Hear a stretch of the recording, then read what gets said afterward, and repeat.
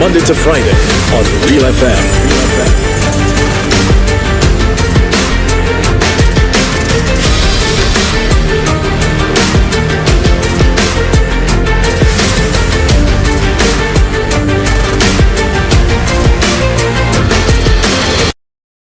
McDowell's Supplements, an effective way to ensure you and your loved ones are getting the daily recommended intake of essential vitamins, minerals, and other important nutrients necessary for optimal health. Naturally, we carry an array of health and wellness supplements. McDowell's Immune Booster enhances your body's defense to fight colds and flu, boosts your immune system, prevents viruses and other airborne diseases. McDowell's Colon Cleanser prevents constipation, helps in removing toxins from the colon, detoxifies the body, and regulates your bowel movements. McDowell's Prostate Health prevent the enlargement of the prostate, improve urinary flow, and reduce frequent urination, especially at night. Moringa oleifera capsules are rich in minerals like calcium, potassium, zinc, magnesium, iron, and copper, vitamins like beta-carotene, vitamin A, vitamin B such as folic acid, vitamin C, D, and E. McDowell's Potassium Complex, used for treating and preventing low potassium levels, high blood pressure, preventing stroke, and aid in weight loss. McDowell's Triple Magnesium relaxes the muscles, relieves cramps and helps to control high blood pressure, improves sleep, and can calm the nerves. Magnesium is very important for the normal functioning of cells, nerves, muscles, bones, and the heart. McDowell's Ginger Turmeric helps to relieve pain, decrease nausea and enhance the immune function to help protect against illness and infection. Ginger turmeric has powerful anti-inflammatory properties and improves your circulation. Don't hold health back. Let health strike back. McDowell's, the better way to start your health. Visit Health Service Center, John Compton Highway, call 453-6417. Let your wellness be our stress. It is well known that diseases like diabetes, high blood pressure, and other illnesses may restrict blood flow, which can lead to impotence and erectile dysfunction. This is why Enhance was formulated to meet these challenging health problems, which can reduce your ability to perform.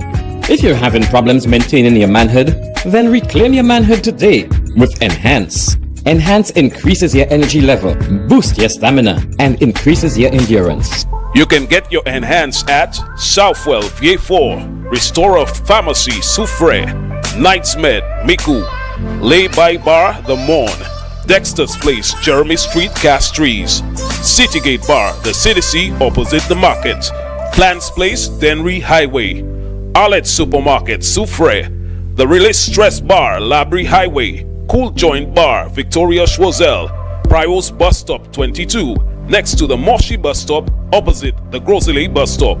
Prios Bar and Grill in Corinth, Grosile. Enhance, the best a man can get.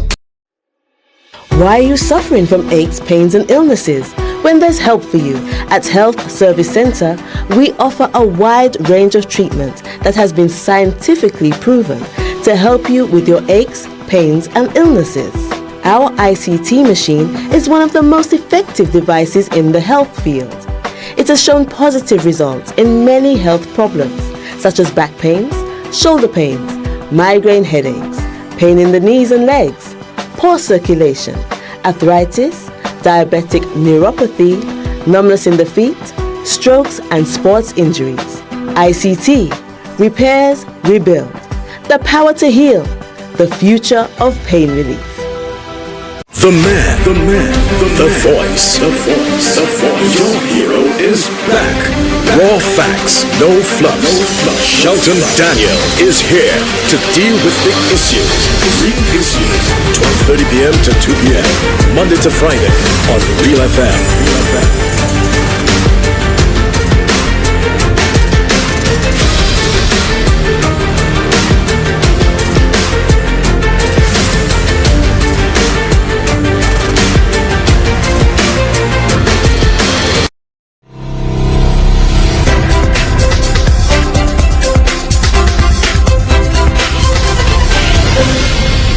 The man.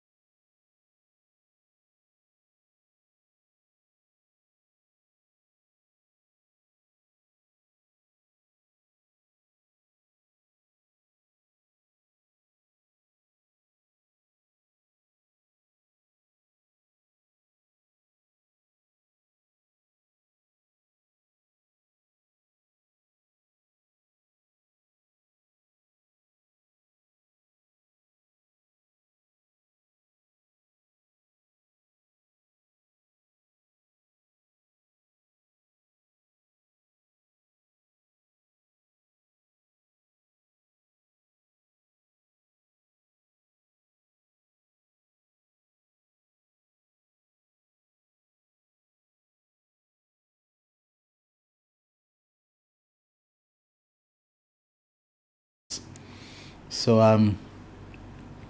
I'm sorry about that. Is it been fixed? Is it something that we okay? Jaquan says that it has been fixed. The individual immediately said gone. Wasn't sure exactly what that meant, whether the sound was gone or the sound is back. Yes, confirming that the sound is back. So hope it's not a problem that other people are experiencing or will experience throughout the program. Let me just by way of some general remarks say that the rains have picked up a bit in the last few days. In fact, this morning I remarked to myself when in the shower. Someone is trying to call me. Don't know if I should. Let me take the call on my own phone. Hi, are you aware that you're live on air, that I am doing the real issues, and that if you speak, whatever you say is going to go out on air? All right, okay.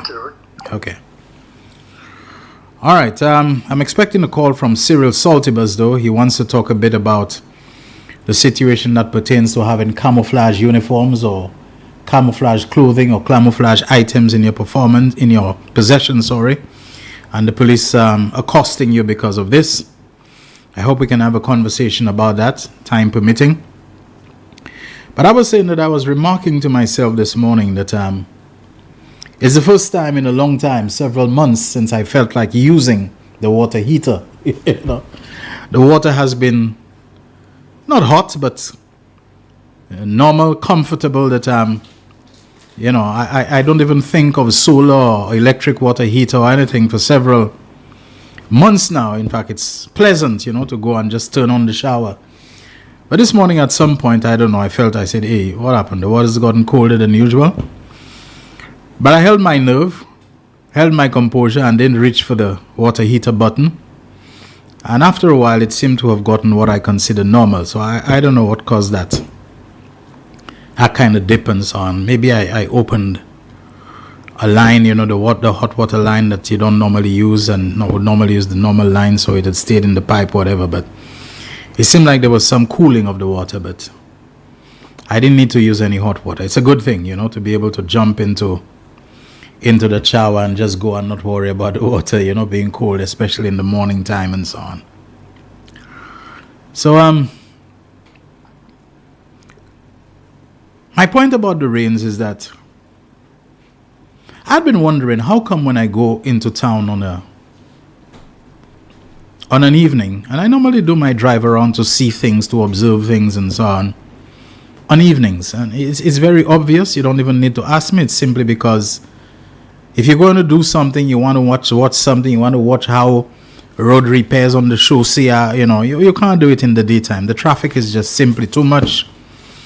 You're not going to be able to slow down without somebody getting impatient behind you because you want to watch, XYZ and so on and so forth.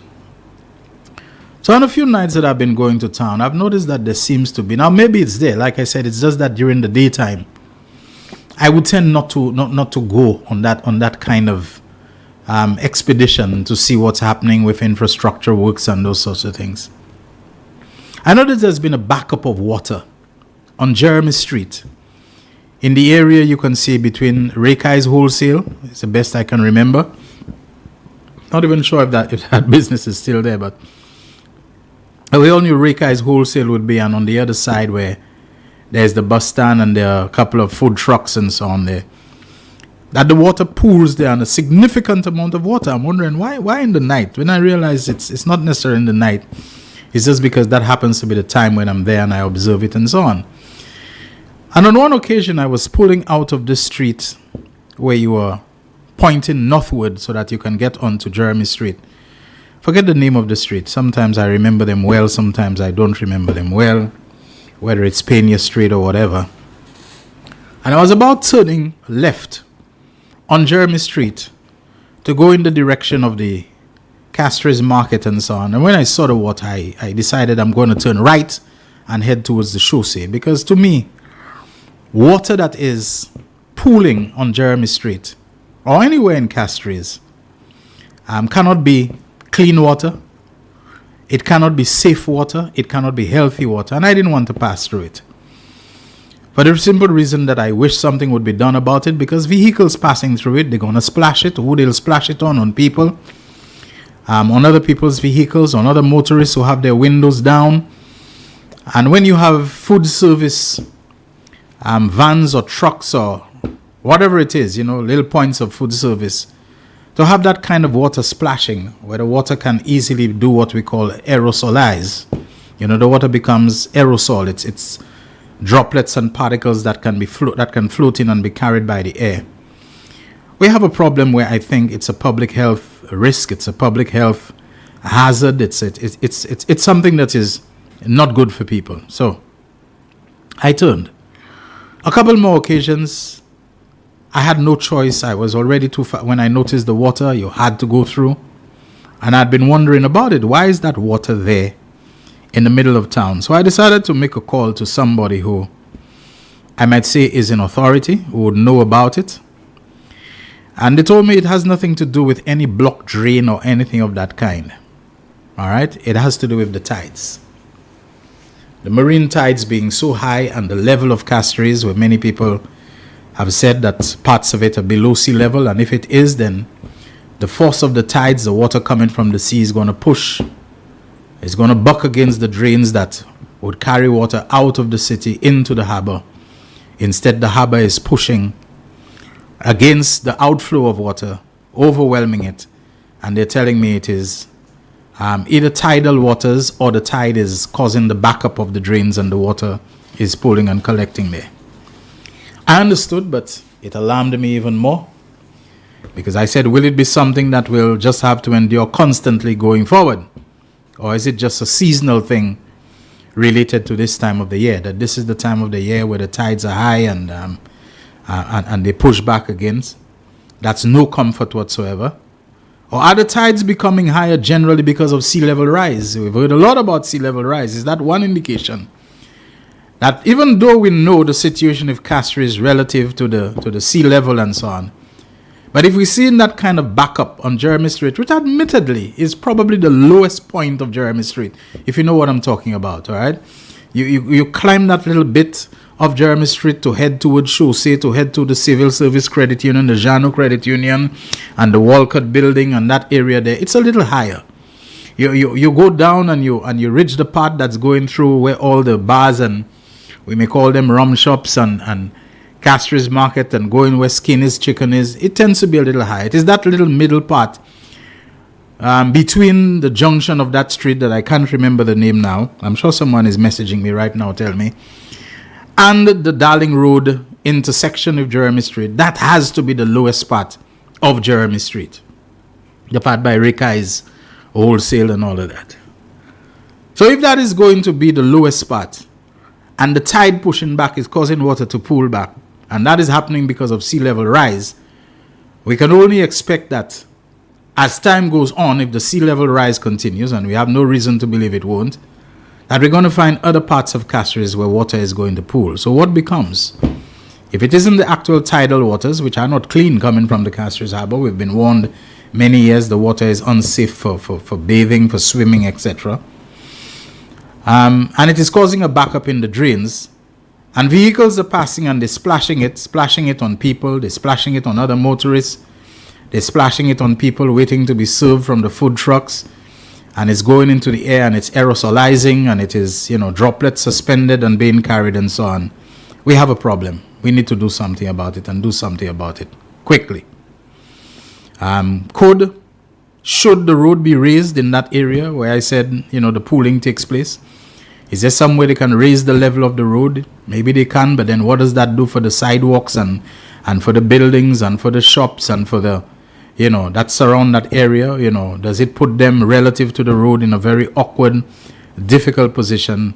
And also, would it make a difference in the end?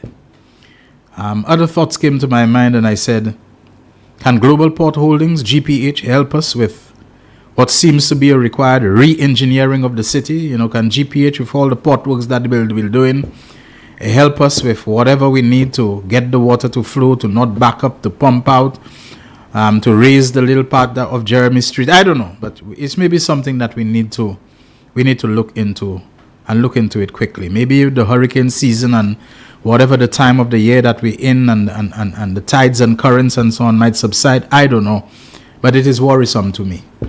For there to be that pooling of water there in that part of the city, and the danger of it splashing on people and so on.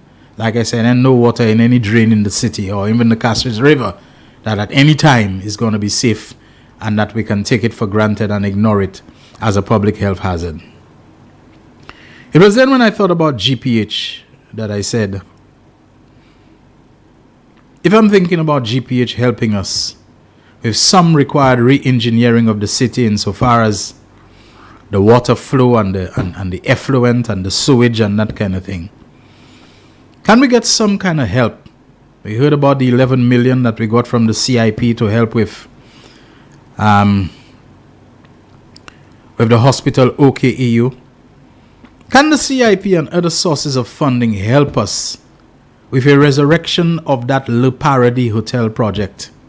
You know, some real estate option, some whatever development or investment option. Can it help us to resurrect that Le Paradis Hotel project in Praslin? I know most of you, or at least many of you, would have forgotten about it. It's a distant footnote in our, fading memory and so on. But I'm from down that area, down the East Coast, Dennery, Monrepo, born in Dennery, raised in Monrepo. I've said that many times. And I remember the hope. I remember the hope of opportunity for a very good linkage between agriculture and tourism that this project presented. And a lot of farmers in the area were already telling me personally how even at the construction phase, Le Paradis was doing good things for them. The people who were there, the contract people, whatever it was, and so on, they used to buy things from them, buy food, buy pumpkins, buy melons. So they were already beginning to see the light. And they were very hopeful that when that hotel was up and running, that it was going to be a great boost for their farming, for the opportunity they would get to sell things and all of that. And amazingly, two of the people who were most involved and forward with that hotel development have both passed on. The managing director of the investment company, I think it was called Westin Development or Westin Resorts or something, an Englishman called Kieran Michael Dolby. After the failure of the project, he went back to the UK and succumbed to cancer. And I think around the same year, maybe around 2013 or thereabout, maybe later, a man from Praslin, same age with me, we entered the Monrepo Combined School together. We sat next to each other. We became lifelong friends and so on from that time. Remember when we entered school, the usual thing, doing our usual crying when we watch our mother or father walking away, on the first day. But soon you become, consolation to each other. Lifetime very modest. Peter Ernest, a naturalist, environmentalist, former employee of the National Trust, had been employed by the Le Paradis people to be their kind of environmental consultant. About what they should clear, what kind of trees they should try to preserve, what was threatened, bird species and so on, that they should do something to ensure they, continue in a sustainable way and that kind of thing. And Dolby thought very highly of him. Peter died around the time of the 2013 Christmas Eve trough, really did a lot of damage, and there was no water in Praslin, and he went somewhere up in the heights to help some people fetch some water, from the various waterfalls and streams that tend to abound around the Monrepo, Nila, Gwenba, Pito area and so on.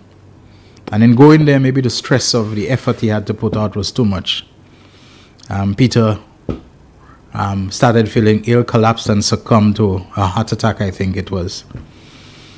And maybe we can look at the Le Paradis development, and I would hope somewhere along the line we can do some kind of monument or whatever to call it the Dolby Ernest Project or something of that kind in memory of Kieran Michael Dolby and Peter Ernest. But to get the Le Paradis development, to get funding, we know why it collapsed. It wasn't because of any corruption. It wasn't because it was a bad investment. It's because the main source of funding for Le Paradis was Clico Investments, the same Clico Colonial Life Insurance that had the insurance on health and life insurance and all of that. We know Clico failed.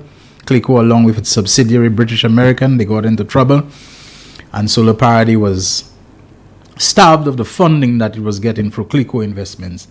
And not having the money, they apparently could not secure alternative financing, so it went down.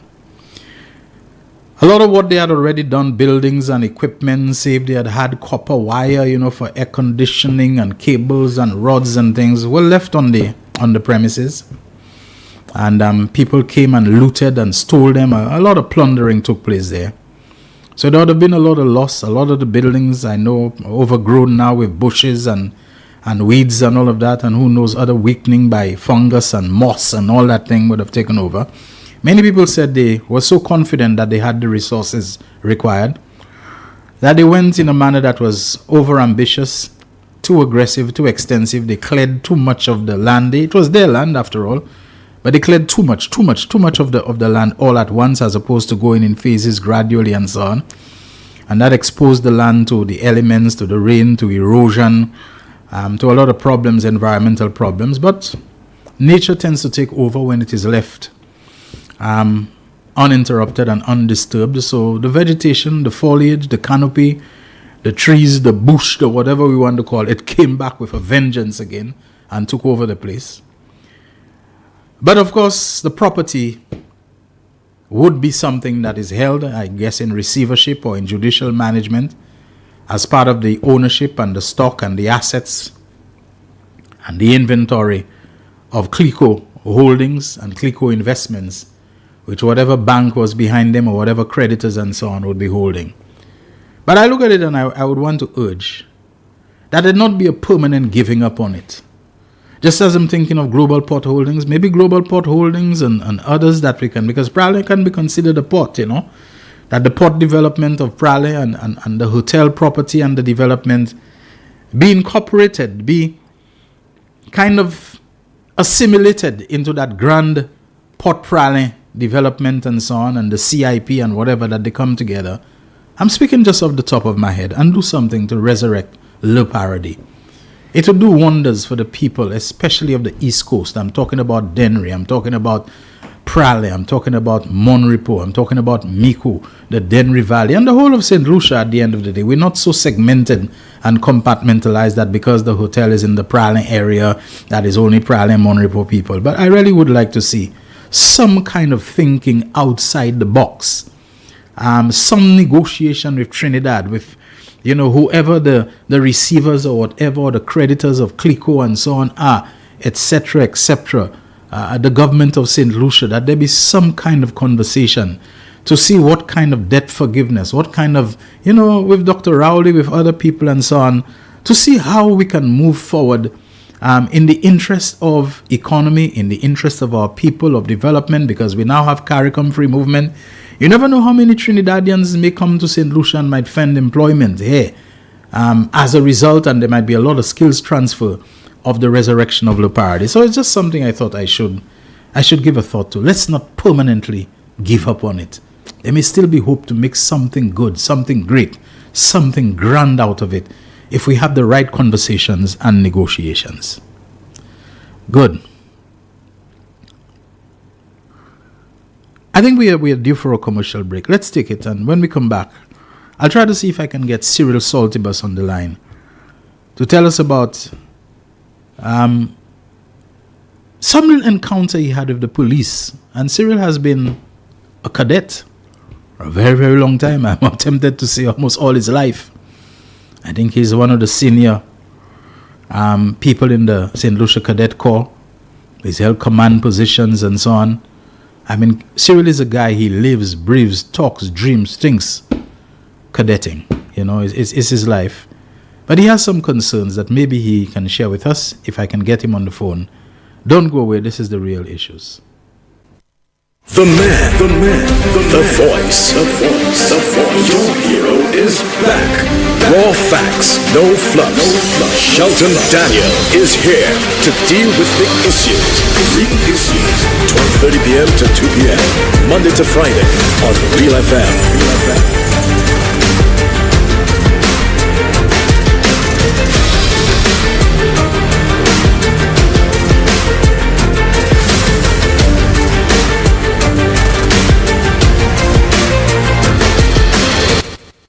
McDowell's supplements, an effective way to ensure you and your loved ones are getting the daily recommended intake of essential vitamins, minerals, and other important nutrients necessary for optimal health.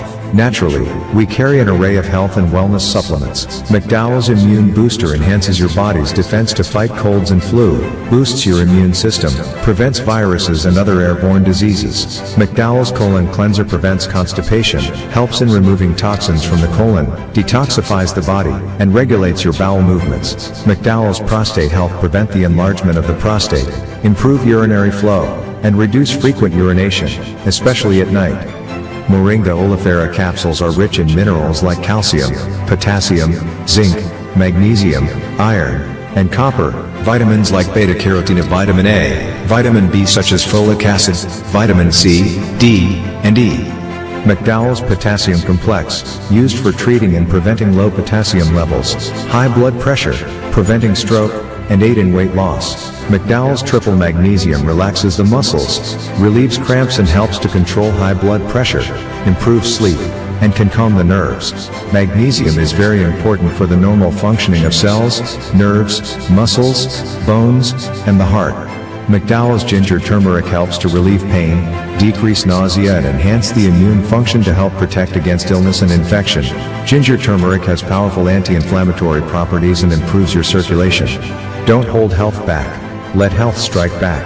McDowell's, the better way to start your health. Visit Health Service Center, John Compton Highway. Call 453-6417. Let your wellness be our stress. It is well known that diseases like diabetes, high blood pressure, and other illnesses may restrict blood flow, which can lead to impotence and erectile dysfunction. This is why Enhance was formulated to meet these challenging health problems, which can reduce your ability to perform.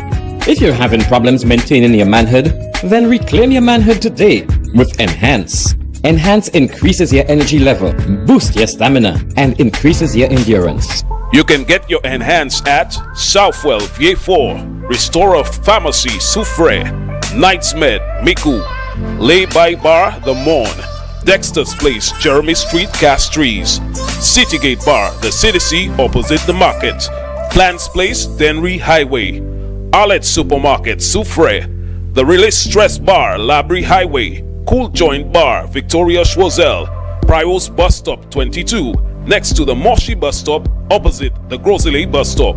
Prios Bar and Grill in Corinth, Grosile. Enhance, the best a man can get. Why are you suffering from aches, pains, and illnesses? When there's help for you.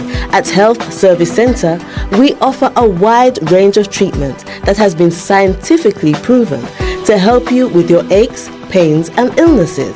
Our ICT machine is one of the most effective devices in the health field. It has shown positive results in many health problems, such as back pains, shoulder pains, migraine headaches, pain in the knees and legs, poor circulation, arthritis, diabetic neuropathy, numbness in the feet, strokes and sports injuries. ICT, repairs, rebuild, the power to heal, the future of pain relief. The man, the voice. Your hero is back. Raw facts, no fluffs. Shelton Daniel is here to deal with the issues. Real issues. 12:30 p.m. to 2 p.m. Monday to Friday on Real FM.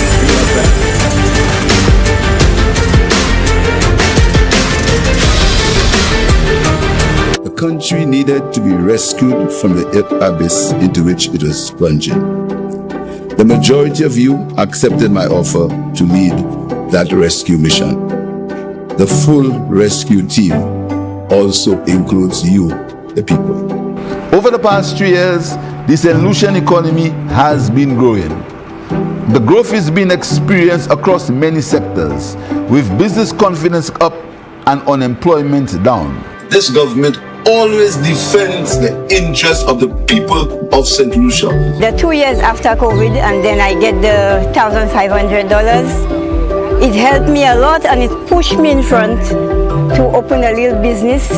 Now I can put food on my table right now. When I heard about the MSME, I was like, boom, opportunity. I could make something actually happen, you know. And young people must not suffer the frustration that they suffer when they go to other organizations. Entrepreneurship is something that is needed in our country. We need people to take the leap and be entrepreneurs to help the economy grow. He honored his promise, and I respect him, and I give him thanks. Philip J. Pierre, I thank you with all my heart and soul. As Prime Minister, I promise to be Prime Minister not for some of the people, but for all the people.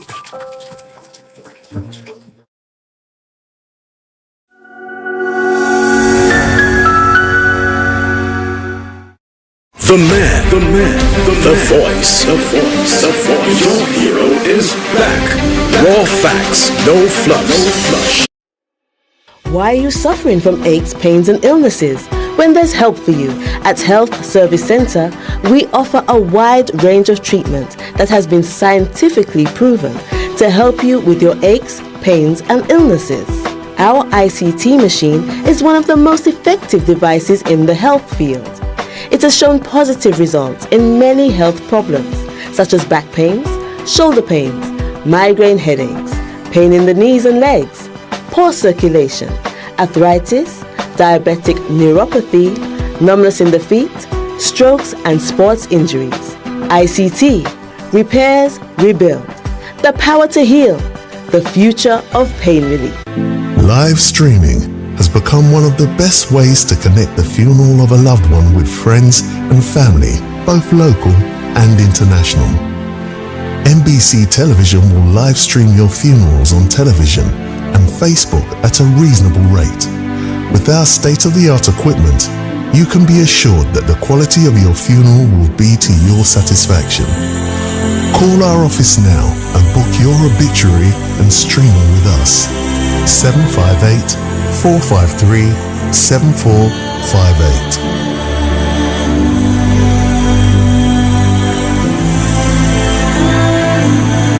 McDowell's Supplements, an effective way to ensure you and your loved ones are getting the daily recommended intake of essential vitamins, minerals, and other important nutrients necessary for optimal health. Naturally, we carry an array of health and wellness supplements. McDowell's Immune Booster enhances your body's defense to fight colds and flu, boosts your immune system, prevents viruses and other airborne diseases. McDowell's Colon Cleanser prevents constipation, helps in removing toxins from the colon, detoxifies the body, and regulates your bowel movements. McDowell's Prostate Health prevent the enlargement of the prostate, improve urinary flow, and reduce frequent urination, especially at night. Moringa oleifera capsules are rich in minerals like calcium, potassium, zinc, magnesium, iron, and copper, vitamins like beta-carotene of vitamin A, vitamin B such as folic acid, vitamin C, D, and E. McDowell's Potassium Complex, used for treating and preventing low potassium levels, high blood pressure, preventing stroke, and aid in weight loss. McDowell's Triple Magnesium relaxes the muscles, relieves cramps and helps to control high blood pressure, improves sleep, and can calm the nerves. Magnesium is very important for the normal functioning of cells, nerves, muscles, bones, and the heart. McDowell's Ginger Turmeric helps to relieve pain, decrease nausea and enhance the immune function to help protect against illness and infection. Ginger turmeric has powerful anti-inflammatory properties and improves your circulation. Don't hold health back. Let health strike back. McDowell's, the better way to start your health. Visit Health Service Center, John Compton Highway, call 453-6417. Let your wellness be our stress. It is well known that diseases like diabetes, high blood pressure, and other illnesses may restrict blood flow, which can lead to impotence and erectile dysfunction. This is why Enhance was formulated to meet these challenging health problems, which can reduce your ability to perform. If you're having problems maintaining your manhood, then reclaim your manhood today with Enhance. Enhance increases your energy level, boosts your stamina, and increases your endurance. You can get your Enhance at Southwell VA4, Restorer Pharmacy Soufre, Knights Med Miku, Lay by Bar The Morn, Dexter's Place Jeremy Street Castries, Citygate Bar The CDC opposite the market, Plants Place Denry Highway, Arlette Supermarket Soufre, The Release Stress Bar Labrie Highway, Cool Joint Bar Victoria Schwazel, Prios Bus Stop 22, next to the Moshi Bus Stop, opposite the Grosile Bus Stop. Prios Bar and Grill in Corinth, Grosile. Yes, the best a man can get. Live streaming has become one of the best ways to connect the funeral of a loved one with friends and family, both local and international. NBC Television will live stream your funerals on television and Facebook at a reasonable rate. With our state-of-the-art equipment, you can be assured that the quality of your funeral will be to your satisfaction. Call our office now and book your obituary and streaming with us. 758-453-7458.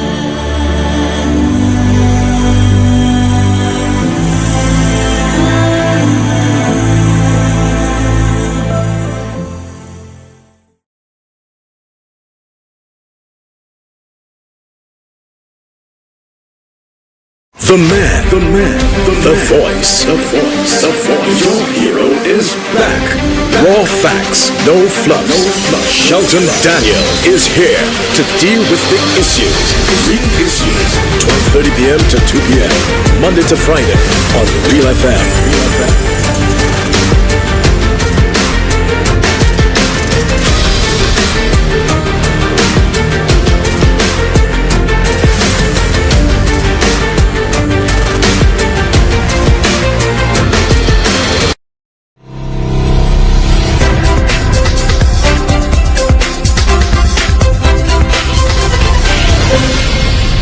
The man.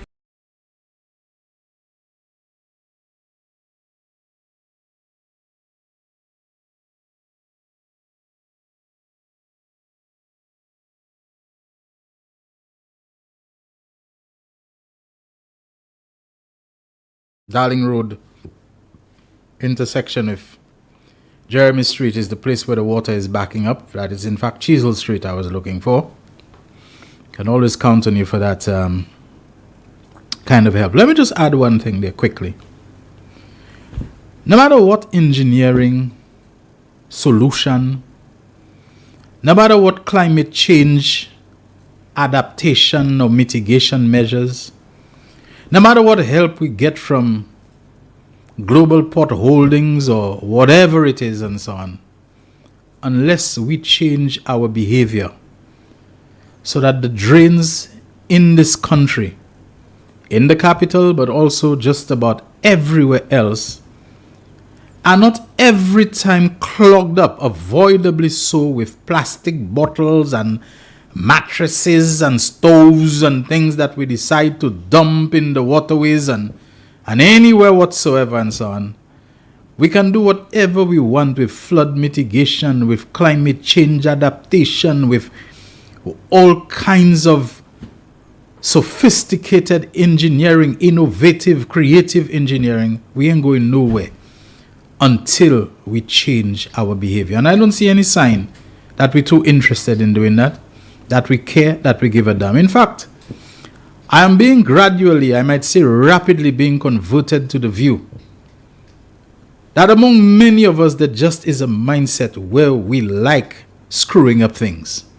In other words, we'll go, they can put public toilet for us as much as they want because our authorities, our representatives, they want to elevate us, to show greater respect, greater dignity for our people, to tell us that, look, gone are the days when we're treated like garbage in the days of slavery. We want to treat you like people and give you some respect.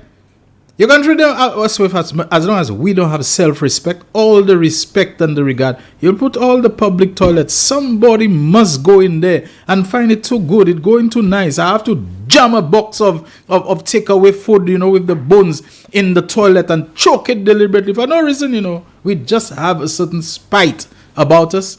We just have a certain bad-mindedness, mess up where we like to see things screwed up so other people are messed up. I had an experience. Now, when I say us, I'm not about St. Lucia, I worked at Antigua Broadcasting Services, the state-owned in Antigua. And it was amazing and instructive to know that there were people who were deliberately going into the toilets. And I don't want to name the fast food because it will sound like I'm associating them with toilet. And I don't want to do that to them.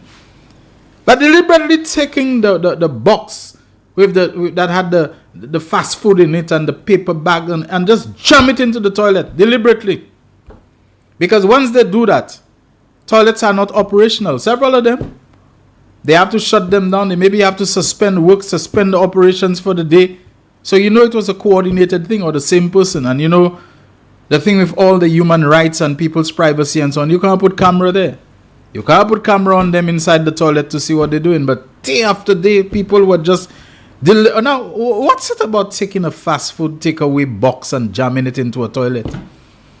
To me, there's nothing that is more pleasant about a place than when a place has not just toilets, but toilets that are well kept, that are clean. And both in Antigua and here, I try to find places to live that are close to my workplace. So if ever that kind of crisis arises, I can pop to home and go on. Because I'm telling you, I'm very, very sensitive about, 2 places in now. You can find other dirty places, but you see, my kitchen, the places where my glasses, my drinking cups and this kind of thing and food things are concerned. And the bathroom, especially the toilet part of the bathroom. I cannot deal with filthy toilet and this kind of thing. I can have a diarrhea and I reach a kind of toilet. The smell of it and the sight of it is getting me constipated one time. I'll find a way to hold. I can't deal with it. And I'm just saying, if they put public toilets and things for you, why your first impulse is to mash it up? I don't want to hear these things about ignorance and slavery and all these kind of things. I don't want to hear that. To me, we pass that. You have children. You have children going to school.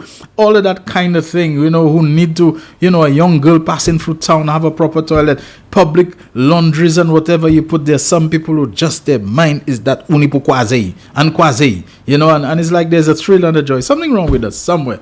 On a deep level that's beyond cultural and so on. It's spiritual. We need deliverance. We need, exorcism, whatever it is and so on. It goes deeper than just cultural and slavery and them kind of thing. That is me. Maybe I'm just talking from my frustration. I've seen it too many times. This hatred of public facilities that are meant to benefit us and give us a greater dignity and show greater respect for us as a people. But we don't seem to love being respected, and we're incapable of respecting ourselves. It's a whole thing. We blame the young people, but my goodness me, what the young people have to be exposed to. You come from school, you in town waiting for a bus, but there is no place for you to go take a leak, for a young girl to go do things that young girls, especially at that age, need to do and whatever and so on, because we're mashing up everything that is supposed, and it's being done for no reason. It's being done just out of spite. We want to throw a monkey wrench into everything. I mean, I don't know. I can't really. It's becoming so damn disgusting, I mean, on the road, the things people are doing, you say, but these are drivers. They're supposed to know certain things that you do. But you see, it can't be green young drivers doing it. If it was okay, the car with the noise and the souped up engine to make it raw, because they're in the fast and furious mindset and they're influenced by that and this kind of thing. But when I see bus drivers, you don't have green horns, 18-year-olds, 19-year-olds driving buses. They're not supposed to anyway, people driving big trucks and rigs and all this kind of thing, and the things that they do on the road. It can't be little spring chickens who just come doing it. People who are supposed to have some driving experience, who are supposed to have some smarts as road users doing the foolishness, dangerous foolishness that I see on the road. Anyway, folks, what else I was going to say today? Let me see. I need to get my head together. I ain't going to talk about Rejock and them fellas. Can you say books about me say? I say books. All right. It's about camouflage. Camouflage. The wearing of camouflage items. As a young man, 40 plus years ago, and someone who always loved politics. I love talking about it. I love discussing it. I love debating it. On my way home from school, or any break that I got, if it was a half day or anything, and I think sometimes we got permission from our school principal to send groups of us to go to the parliament, to listen to parliament so we could. I need to acknowledge the then vice principal, subsequently principal, Miss Lawrence Laura, who I don't know if it was personal to me, but always seemed to want to encourage and facilitate and support me in those kinds of things, go to the parliament and sit down and listen to bills, and later on called me to her office and said, just, give me a little summary. And I think she was just doing it to see how I could, relate. And so maybe she may have played a much bigger part in my gravitation towards journalism and broadcasting. While I was still at school then, I got a part-time job reading news at St. Lucia Television, and I was always a very supportive person, would send me to be part of a panel discussion where we would interview people like, for example, the then head of the traffic department, a gentleman whose name was Ormond Rees, Inspector or Superintendent Ormond Rees, and so on. Remember, there was myself, there was Marcia Hall, who was Mrs. Teresa Hall's daughter, I think, and there was also a guy who I haven't seen or heard of from years, Richard Allard. He was known for being very good at tennis. I was the youngest of the three, and, we went and we interviewed Inspector Rees about, whether the laws for bicycles, for example, were sufficiently strict because they are not motorized, as we would say. And he said a bicycle can do as much damage, to a person. I remember this kind of things, Miss Laurent was always very supportive of me. So any chance I got, I can't remember if it's I who used to sneak in or as part of being given time by the school administration to go and so on, to the parliament. I remember on one occasion there was some law that was being passed in the parliament. And the Attorney General, I can't remember the name of the law at the time, but I went to sit to listen to at least the presentation of it or part of it and so on. And the law had to do with the banning of camouflage and military style attire and uniforms and so on. The Attorney General was Leonard Riviere. I was around 1983.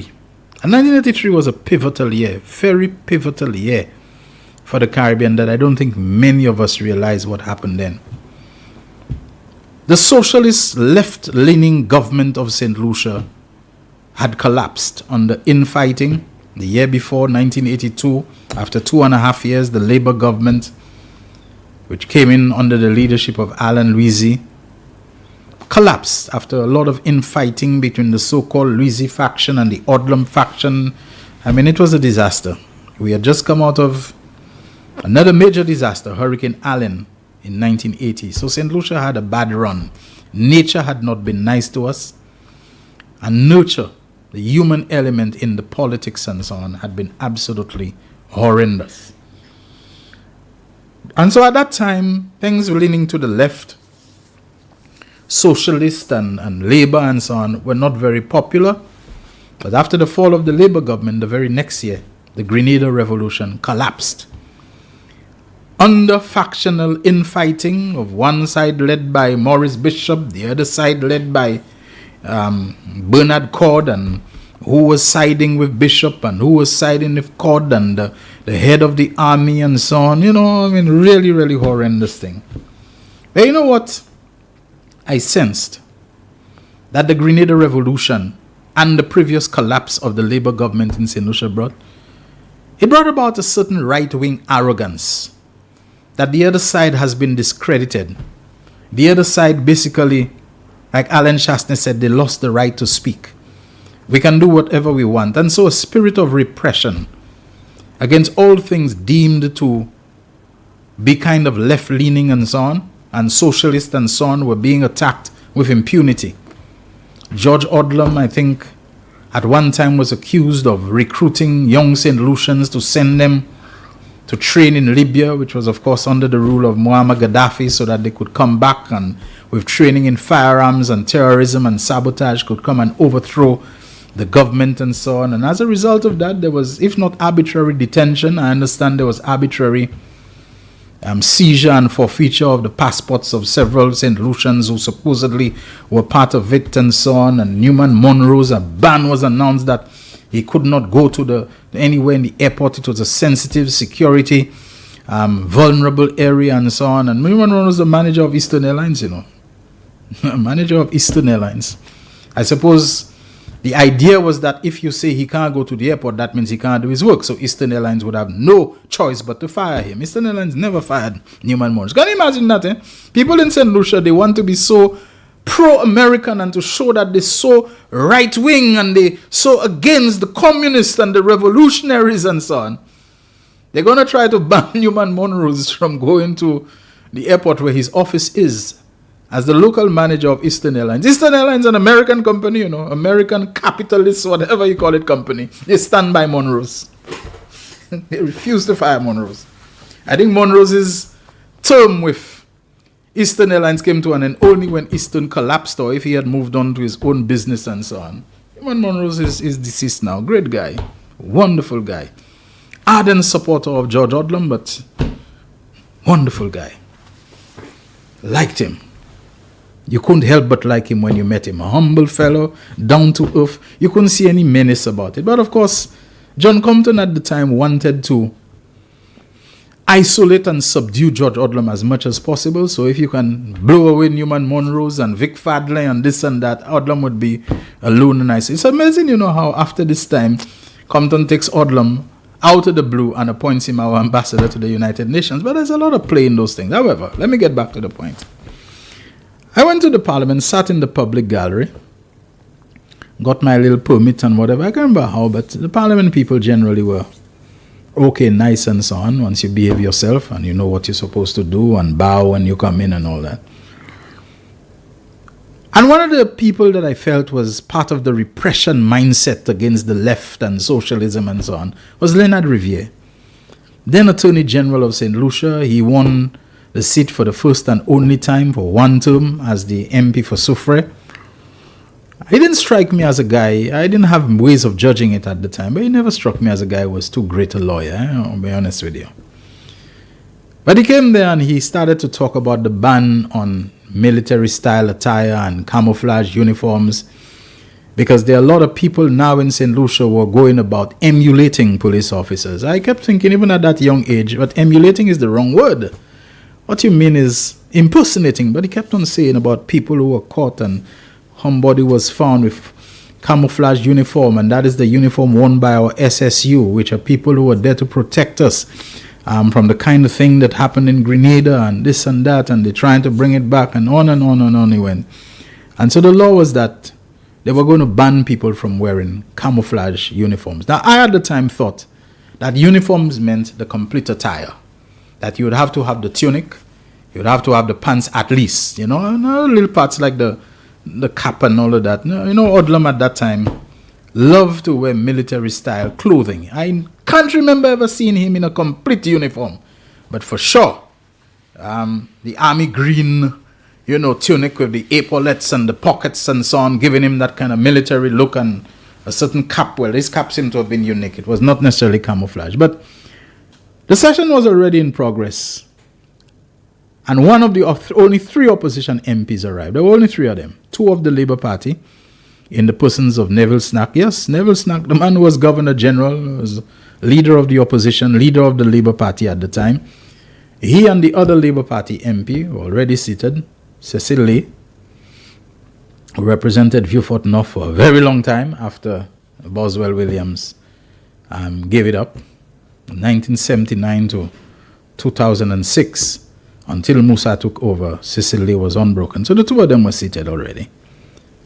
And then the third MP was the only man representing George Odlum's PLP, the late Stanley John Odlum, arrived. And Stanley John Odlum, I think deliberately, because today you're going to put a ban on the camouflage, he came in full camouflage attire. Open. I remember that door swinging open and, you know, the imposing thing, the jacket, the pants, and right down to the boots. John Odlum came in. And so Riviere went on about, you know, they have to put this ban for the security of the state and the safety of the citizens of the state and so on and so forth. And it went on and on until John Odlum came to speak. And John Odlum said, "What camouflage are you all talking about? You mean to tell me what I'm wearing here in this house is camouflage? Let me tell you, camouflage is a white man lying naked on snow. Camouflage is a black man lying naked on coals. Camouflage is a yellow man lying naked on sand." Until the speaker, Wilfred St. Clair Daniel, nothing easy, you know. He knew how to shut down. "Honorable member, are you going to spend all your presentation telling us what camouflage is? Or can we not all safely agree, or may not be the word he said, that we know what camouflage is, and so move on. You don't need to get into all of that. So John Odlum went on and he looked across and he saw Louis George, who was wearing. Louis George didn't like this coat and tie thing at that point. He was a man always love his shirt jack, or nice big pocketed shirt and so on, and the shirt had epaulettes on it, and he said, look at this man over there, isn't it military looking that he has shirt with epaulette on it and everything? Well, I don't think anybody laughed more than Louis George. At that point, he was a man of very few words, timid kind of person still, his first term, I guess. And Louis George laughed and so on. So when it was clear that they were going to pass it, the UWP had 14 seats majority to the 3 in opposition. John Odlum looked across at, was it Revere, and said, he showed him his watch. He said, I have to go now. I have to hurry and go and take this thing off me and so on before. He didn't say it over the mic, but, sort of voce. And he got up and he left before the session was over. I was always under the impression that the ban on camouflage, which was not revoked or repealed by the Labour government when finally it took office in 1997, after 15 years of UWP rule, I think it was accepted that it was a point, that you can't have people out there wearing the same kind of clothing that your SSU is wearing, paramilitary branch of the police force and all of that, the kind of fellas you want to prevent the revolution and the takeover and the George Odlum trying the thing and so on, Keeping George Odlum locked down, nailed down was a very important thing for them and so on. A lot of them had some runnings with some top cops and so on, including when they seized the people he said, Compton said were going to Libya. I think Odlum went to police headquarters to ask, what's going on, to find out what was happening and to ask them to give the people back their passports. It is said that he was shoved and maybe even gun-butted by a top cop, famous cop at the time and so on. I don't know if that's true. People say all kind of things, whatever. I never did look into that. But I was always under the impression that it was the entire uniform like John Odlum came in with.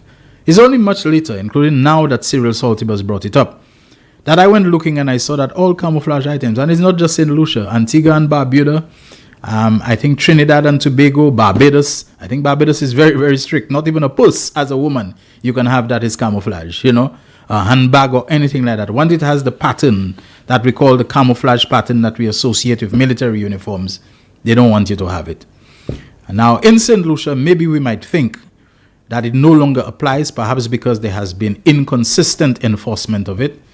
Perhaps one police might stop you, and if you have the whole uniform, the tunic and the pants, some might stop you if you have the pants, but an ordinary shirt. Some might stop you if you have the tunic and an ordinary pants. Some might not worry about it if it's only the cap that you have, etc., etc. Whatever it is, maybe people believe that law doesn't exist, but it forms part of the revised laws of St. Lucia, and I hope to get a chance to read that for you in a while. That camouflage attire, military camouflage attire, is still outlawed in St. Lucia, and I'll read the applicable law for you. But for now, let's play what Major Cyril Saltibus, a veteran of the St. Lucia Cadet Corps, a former mayor of Beaufort, a former aide-de-camp to, I think, the Governor General of St. Lucia, Dame Paulette Louisy. I think both he and his wife at the time served in that capacity. So let's hear from Major Cyril Saltibus. Hey, morning, comrade. There's something that's been bothering me for a while, and it raised its ugly head again yesterday.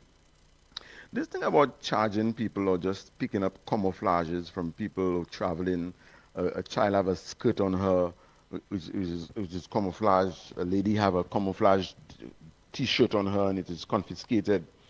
I mean, I have been stopped a couple times by police wearing my camouflage, and when I finish speaking to them, they walk away. Camouflage is the ability to conceal oneself with one's surrounding. The police force, if they need to, can define that a specific uniform should not be worn by anybody else, which is correct. And they need to add the mixture of green and stuff like that in that portfolio of uniforms that cannot be worn by a civilian. Now, somebody have not really just brought them to court yet. That's why they're still doing this nonsense. Because, a lawyer have advised me on that. It's easily defendable. But the policemen just roughing up people who have a camouflage short pants, a camouflage t-shirt, which is not part of their uniform. And to use the word, you cannot wear camouflage. So what I'm telling you, that just for discussion one of those days is, if I am wearing a green, brown, tagged up thing that they call camouflage in the middle of the city, I am not camouflaged because I have not concealed myself with my surrounding.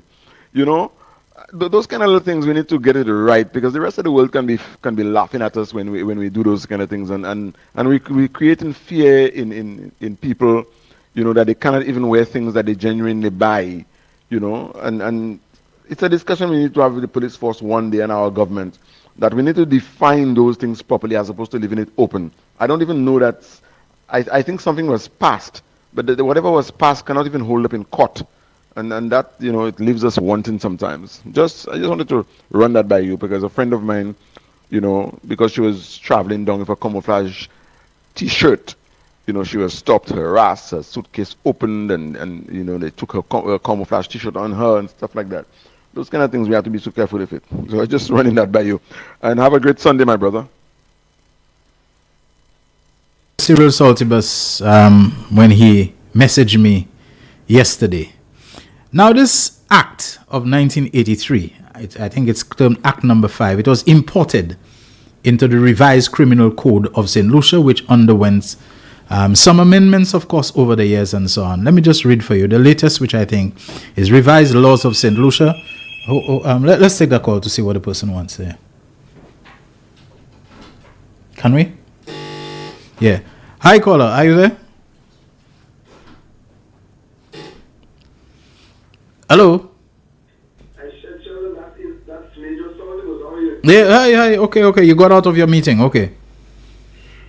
Let me say that I correct this, because if you say that it's entwined in the law that anything like a purse, like a handkerchief, anything, with that design on it is unlawful, then that goes. But you see, we need to also educate the public as to what that is.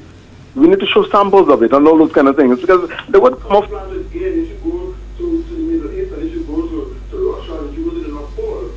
Camouflage there is something different. Okay, can I just read what Section 30 of the Revised Laws of St. Lucia 2021 says about this, and it's called Prohibition of Uniform. That is what it's called. We use camouflage, but I think the general idea is against military style attire that can be confused with law enforcement and security personnel of the state.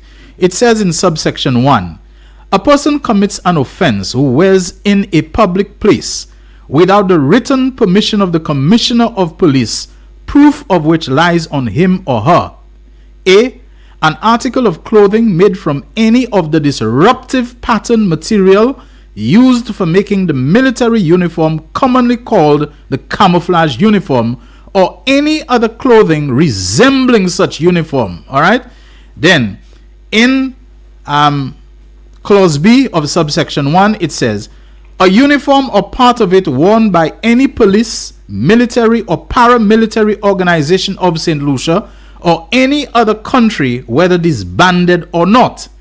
Subsection 2 says a certificate purporting to be issued by the Commissioner of Police and stating that a uniform of a description specified in or annexed to the certificate is a uniform worn by any police, military or paramilitary organization of St. Lucia or any other country, whether disbanded or not, shall be evidence of the matters stated in the certificate. A person who commits an offense under this section is liable on summary conviction to a fine not exceeding $5,000 or to imprisonment for a term not exceeding 1 year, or to both such fine and imprisonment. That is what the current law says. So it's not really camouflage. What it's saying, it is commonly called camouflage, but it's a military uniform. Now, it is forbidding for you to wear a uniform or part of it that is worn by the police, by the military or paramilitary organization. So it is possible that a person who is not a cadet or is not on the duties or deployment of the Royal St. Lucia Cadet Corps, but who wears a uniform or something impersonating being a cadet, that they could also find themselves in trouble under that law. The cadet is... Yes. Go ahead. What I'm saying, a in brown on it is not a part of a uniform. And somebody wearing a vest, which is the same color, is not a uniform. And if the police want to, if not the police, sorry, if we as a government want to adapt to the law, then we should. But then we should not be harassing people who have a little... Just imagine a girl, a child, a 7-year-old child was stopped once in my presence. What is a child? How can a 7-year-old child impersonate a police officer? Okay. With a camouflage-looking skirt, not even a pants. So we need to clarify. I'm very supportive of the police force and the government, whichever one is in power, and the laws of the country. But we need to specify those things and stop harassing innocent people who's walking through our customs department, coming from a plane with a T-shirt or a vest that is colored in that, and call it a uniform. It is not in the law at all, as you just read. Okay. Okay, That's Cyril. what I'm talking about, my brother. All right. Thanks a lot. Thank you very much. We are due for a commercial break. Overdue for it, for that matter. So let's take it. Real Issues will be right back, where we'll be taking more of your calls and try to read some of your messages. We will be wrapping up at 2, I must tell you that. The voice. Your hero is back. Raw facts, no fluff. Shelton Daniel is here to deal with the issues. Real issues, 12:30 p.m. to 2 p.m. Monday to Friday on Real FM.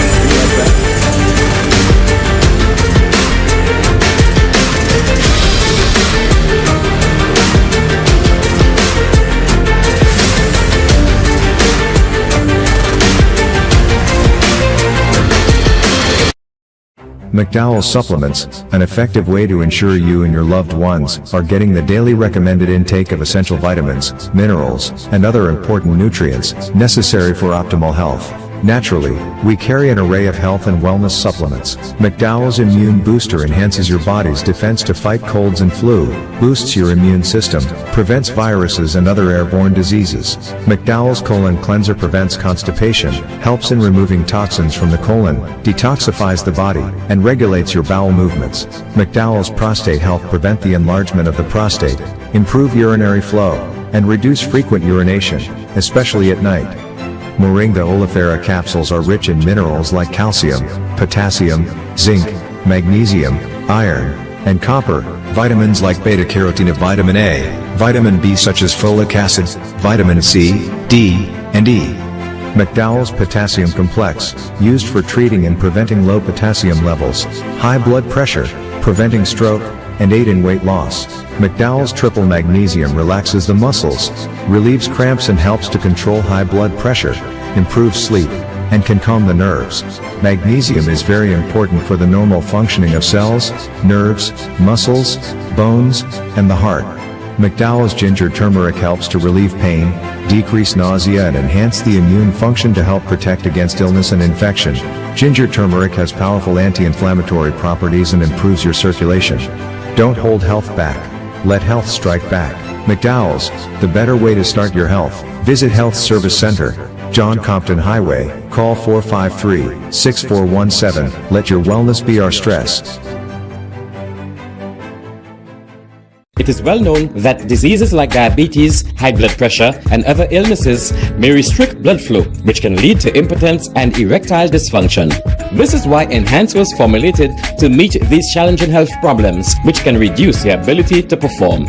If you're having problems maintaining your manhood, then reclaim your manhood today with Enhance. Enhance increases your energy level, boosts your stamina, and increases your endurance. You can get your Enhance at Southwell VA4, Restorer Pharmacy Soufre, Knights Med Miku, Lay by Bar The Morn, Dexter's Place Jeremy Street Castries, Citygate Bar The CDC opposite the market, Plants Place Denry Highway, Arlette Supermarket Soufre, The Release Stress Bar Labrie Highway, Cool Joint Bar Victoria Schwazel, Prios Bus Stop 22, next to the Moshi Bus Stop opposite the Grosile Bus Stop.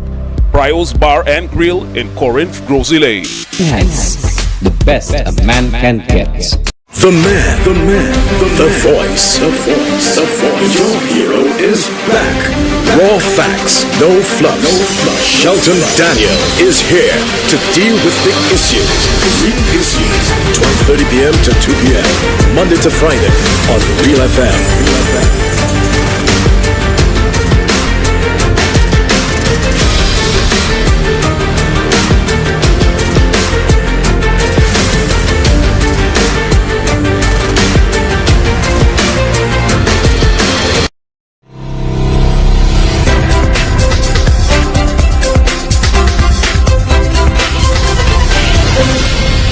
The man.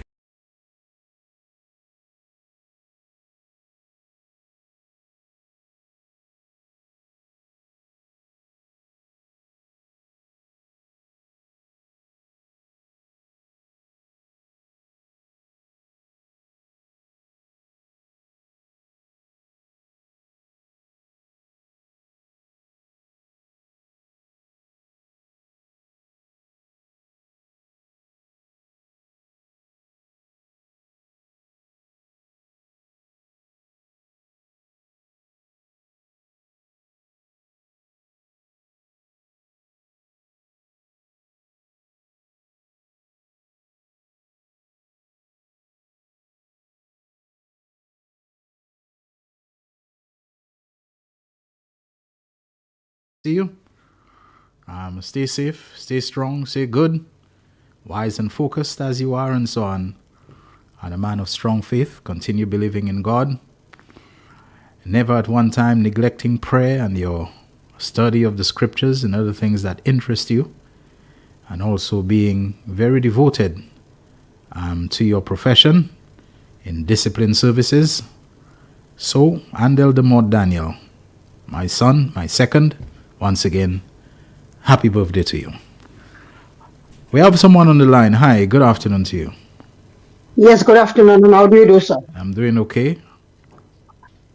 Pertaining to the camouflage uniform, I support that 1,000,000%. But as Cyril said, he said the best thing. You have to know there is a difference between the camouflage that the soldier wear and the others that most people have. The fabric is not the same.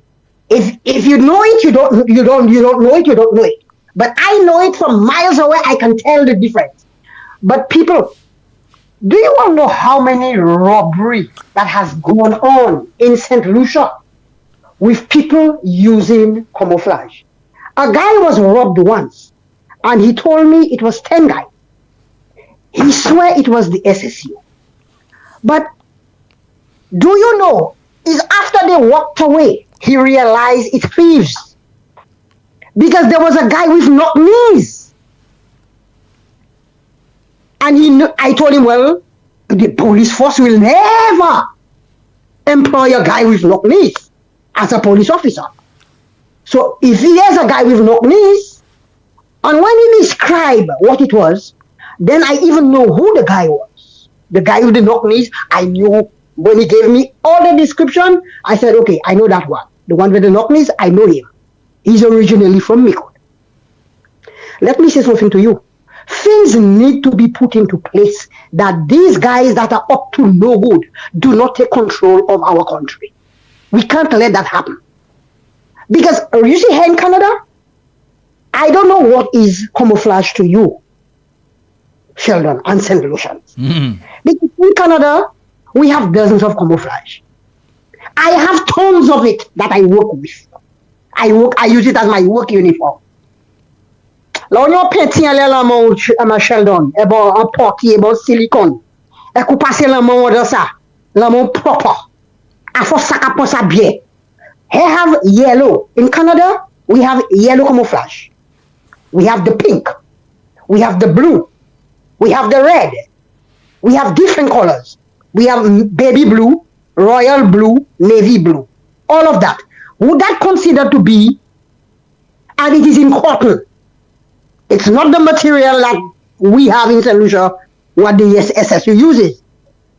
Would that consider to be camouflage uniform? I read the law for you. If it is yellow, is it camouflage? I think what they're thinking about is the pattern. I mean, I think generally we all know what kind. Like Sinclair Daniel said to John Odlum, I think we have a good idea when we're talking about camouflage. We're talking about camouflage will be the green military. Yeah, we are talking about the military pattern. Generally okay. we know what it is. Some of the military is more green, some it's more gray, some it's more brown, because you have camouflage that is suitable for desert warfare. So it's the sand of the desert that is going to try to look at. You have camouflage that is more for forest, so it will be more leaning on the green, and you have camouflage for the landscape, rocky landscape, that might be more gray and so on. So the color variation may differ, but the general thing is that the pattern is for concealment. Okay, because as I said, I have the red, I have the I don't have green. I have the red, but up here we have everything. You have tights in military color. You have short pants. You have training bras. The only thing I have not seen the panties. They are boxers. They are underwears. You have never seen camouflage panty? What? You have never seen camouflage panty? I've never seen the panties for women, Okay. but I have seen boxers. Well, if you haven't seen it, you know I have never seen it. I have a backpack. Yeah. It's military green. Yeah, school children buy it to go to school. Okay. Have you ever seen camouflage tattoos? People tattoo themselves in camouflage? No, I have not seen that one. Okay, all right, okay. But I have seen everything else. Okay. So I am saying, if you talk about the military green, that I support, we can, whatever it takes to control criminals, that they do not take over the country to believe that they are entitled, we have to make the laws to protect people. Okay. Because we can't have people play like they are military people. And you know why this becomes even more relevant now when we had the recent case where people who had disguised themselves as police went to somebody's house in Fonasababano it was, and held them up and killed somebody there. You understand? So you never know. And we had a case where people managed to intercept bank workers, it is said, who were coming from work, intercepted them at some road away from their workplace, Calvary Road, whatever, and forced them back to the workplace where they were able to rob whatever they could find there at the time in terms of money. So if they can do that, who's to say that with camouflage uniforms and that they can show like their SSU and not just SSU. Recently we had RSS people coming to St. Lucia, to help us out with the escalated crime situation in Beaufort. That if people can put on military style uniforms that would be associated not just with our SSU, but with RSS and so on, set up fake roadblocks and so on, and make people go and open whatever safe for them, so we have to be careful. But I take your point that we can't afford to allow criminals to take over our country. Okay. Put the laws in place, as I said. We have to abide with the laws. We have to. The laws are not made for animals. It's made for us. Yes. It is made to protect us. Yes. So if they don't want military, they tell me I'm not allowed to wear military uniform. Yeah. If I have any military clothes, I will work on my farm with it. Quite true. Why am I walking the road with it when I know I am not allowed to be on the road with it? I met a Bafigo. I met a Jadot. I second Jadot will pay. Yeah. But I tell you, they need to take control of the country before the bad boys take over us. Yes. Have a good day, people. Okay, thank you very much. There's actually, you can go online and you can find a list of countries where camouflage is forbidden. But we have another call on the line. Good afternoon, Real Issues. Yes, good afternoon, Sheldon. Very interesting topic. I will agree to disagree with Mr. Saltibus.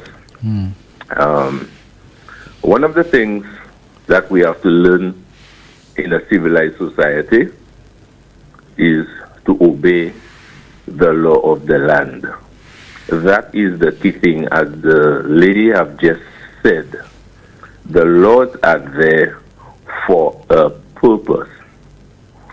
And the issue of us wanting to choose when to enforce the law, that is problematic. I had an experience when I went up to Trinidad to study. I bought 2 camouflage bags at SNS.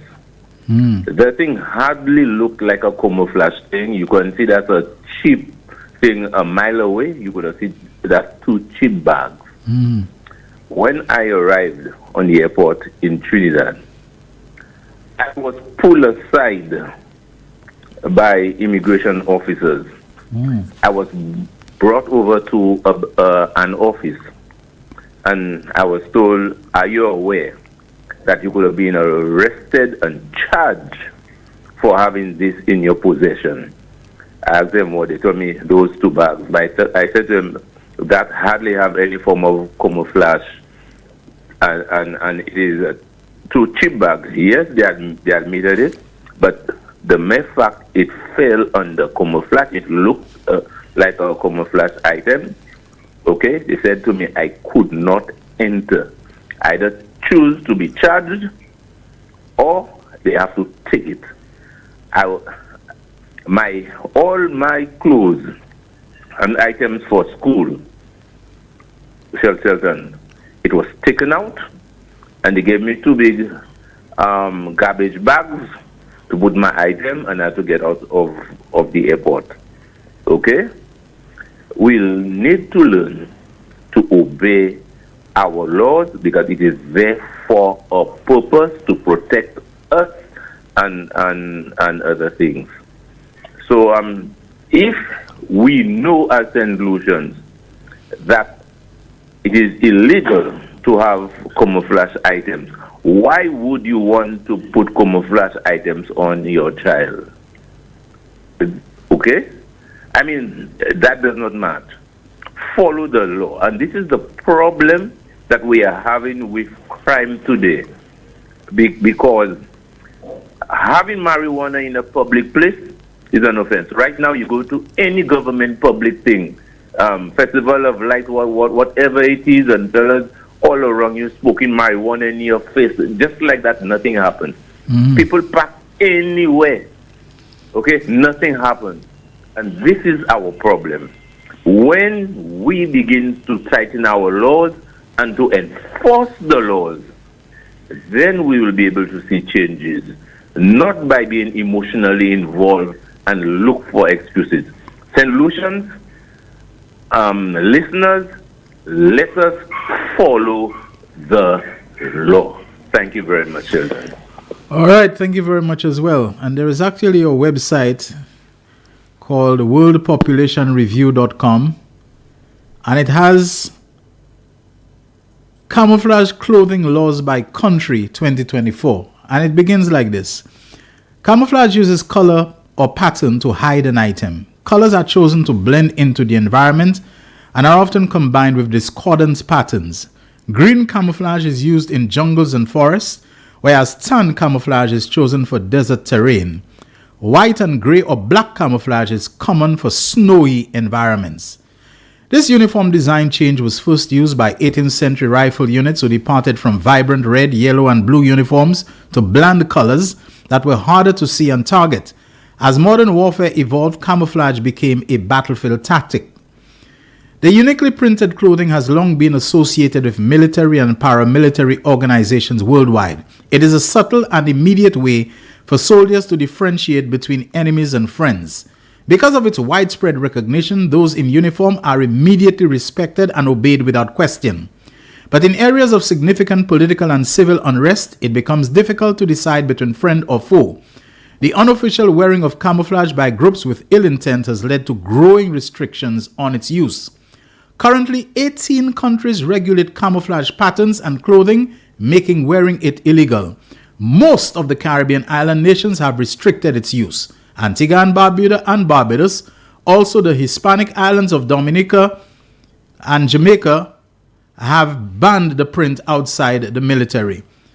Now it says the Leeward Islands, but of course St. Lucia is not in the Leeward Islands. It says the Leeward Islands of St. Lucia, St. Vincent and the Grenadines, Grenada, Trinidad and Tobago have made it illegal to wear camouflage.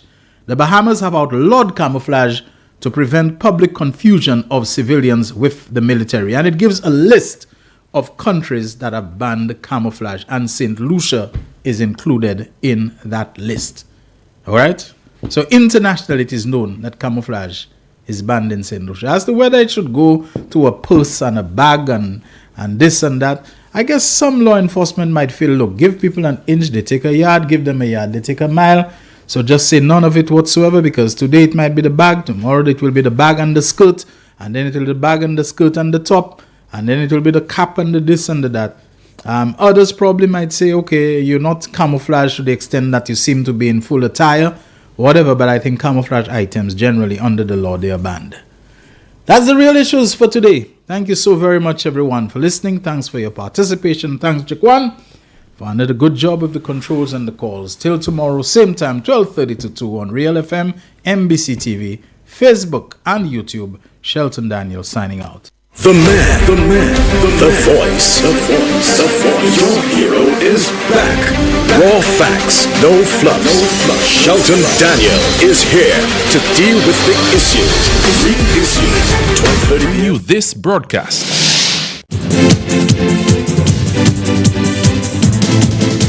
The winning numbers for the midday draw of Monday, 9th September 2024 were Double Daily Grand, 1, 15, 18, 21. Big 4, 8, 3, 6, 3. Big 4 Multi-X, FP. Pick 2, 1, 1. Pick 2 Multi-X, FP. 1 off, 1, 2, 0. Lucky 3, 6, 5, 0. Lucky 3 Multi-X, 5X.